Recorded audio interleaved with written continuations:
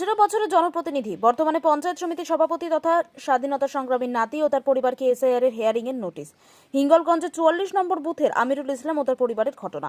আমিরুল ইসলাম এই মুহূর্তে হাসনাবাদ পঞ্চায়েত সমিতির সভাপতি। ২০০৮ সাল থেকে তিনি জনপ্রতিনিধি।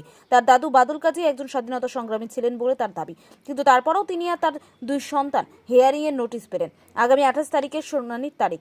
আমিরুল ইসলামের দাবি, আমরা যখন প্রথম উঠে দাঁড়িয়েছিলাম তখনই হয়তো আমাদের সব তথ্য প্রমাণ জমা দেওয়া আছে ইলেকশন কমিশনের কাছে। আমাদের ৭ পুরুষের বসবাস এখানে।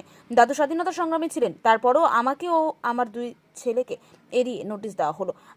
আমাদের যদি এই অবস্থায় হয় তাহলে হয়রানি করছে বুঝতে হবে। ইলেকশন কমিশন নোটিশ যখন আমাকে দিয়েছে তখন আমি সমস্ত কাগজপত্র নিয়ে যাব ঠিকই, কিন্তু ইলেকশন কমিশন এই মানুষের হয়রানি বন্ধ করুক।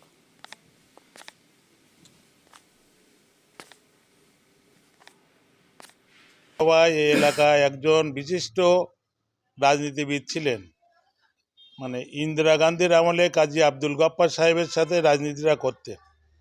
আমার বাবা দাদুরা স্বাধীনতা আন্দোলনের সৈনিক ছিলেন। আমি ২০০৮ সাল থেকে জনপ্রতিনিধি, বর্তমান হাসনাবাদ পঞ্চায়েত সমিতির সভাপতি। তারপরেও আমার নামে নোটিশ এসছে। নির্বাচন কমিশনের কাছে তো আমাদের তথ্য আছে, আমরা যখন নির্বাচনে দাঁড়াই আমাদের বায়োডাটা দিতে হয়। তা আমাদের মতন লোকের নোটিশ আসছে, সাধারণ মানুষের নোটিশ আসলে তারা ভয়ে ভীত হচ্ছে, তারা বিভিন্নভাবে ভেঙে পড়ছে। আমরা আমাদের কাগজ দেখাবো, কোনো সন্দেহ নেই, কিন্তু এইগুলো তো নির্বাচন কমিশন বা সেন্ট্রাল গভর্নমেন্ট, বিজেপি সরকার মানুষকে আতঙ্কের মধ্যে, বিপদের মধ্যে ফেলে দেয়। মানুষের একটা ত্রাস এসে যাচ্ছে, কী হবে, রই রই ভাব এসে যাচ্ছে। সেই জন্য এর প্রতিবাদ করা উচিত।